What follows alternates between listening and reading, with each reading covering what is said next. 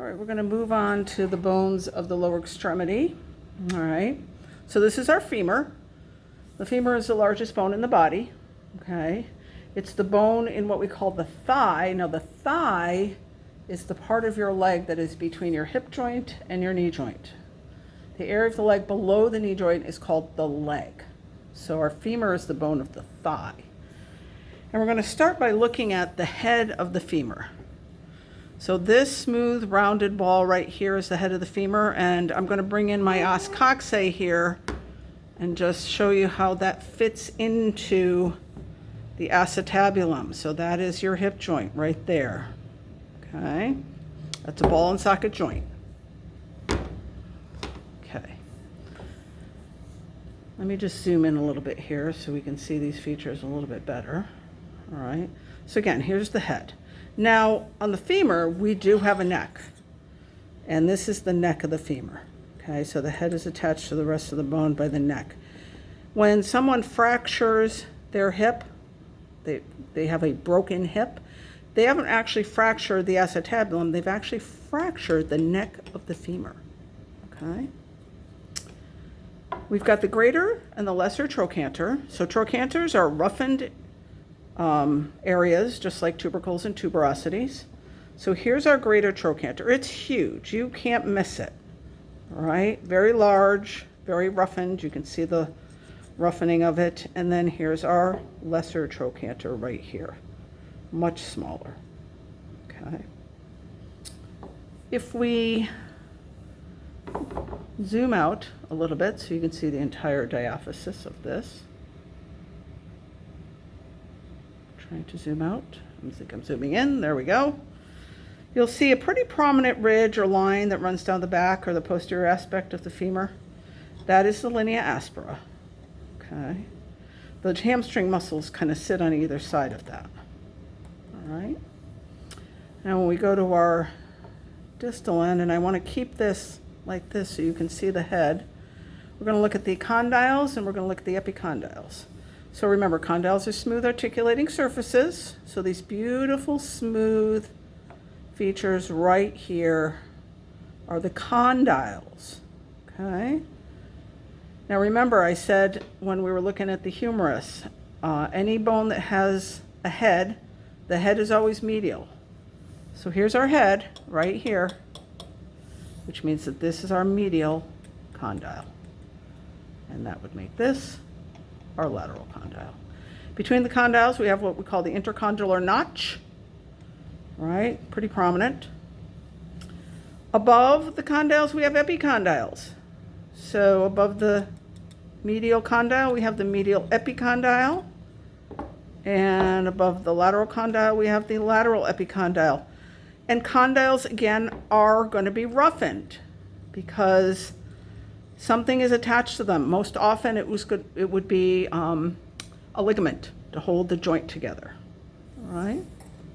So I'm going to kind of leave our femur here, and I'm going to bring in our tibia so we can see how they fit together.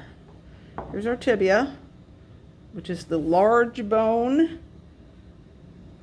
in your leg or below the knee. And you're going to see that the condyles of the femur fit together with the condyles of the tibia. So we'll say goodbye to our femur. We'll zoom in a little bit closer on our tibia. Okay.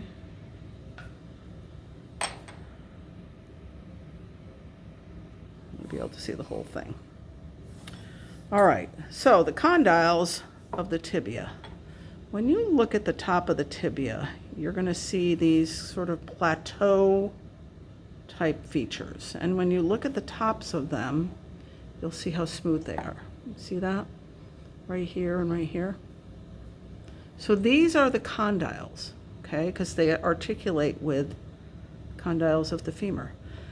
The meniscuses, or the little cups made out of fibrocartilage, sit right on top of these condyles. Okay? Now, how are you going to know a medial and a lateral condyle on a tibia?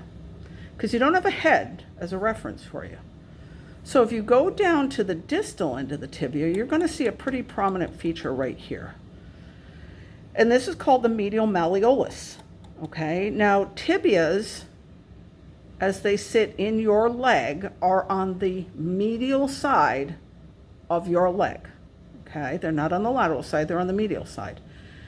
And the medial malleolus, okay, is at the distal end of the tibia. A tibia does not have a lateral malleolus. It only has a medial malleolus, okay?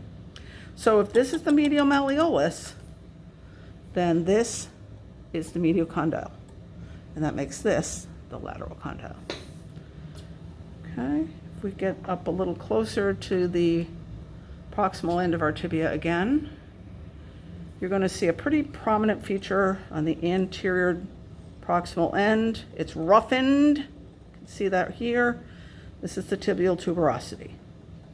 The tibial tuberosity is the feature that your patellar tendon is attached to. Your patellar tendon is the big tendon that comes from your quads, the four muscles in the front of your thigh. All right. This is the anterior margin of the tibia, what a lot of people call the shin. Okay.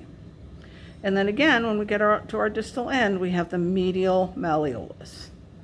Okay. If you reach down and you touch your quote unquote inside ankle bone, that's the medial malleolus.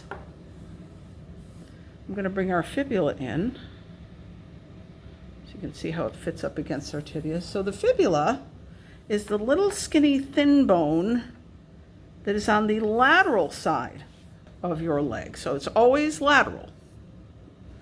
And there's only two features on here that you need to know. One is the head, which is the kind of the squared off end, and the other is the lateral malleolus, which is the rounded end. So again, you have a medial malleolus on the tibia, and you have a lateral malleolus on the fibula. So if you reach down and you touch those quote unquote ankle bones that you can feel at the end of your leg, the medial malleolus is the inside ankle bone and the lateral malleolus is the outside ankle bone.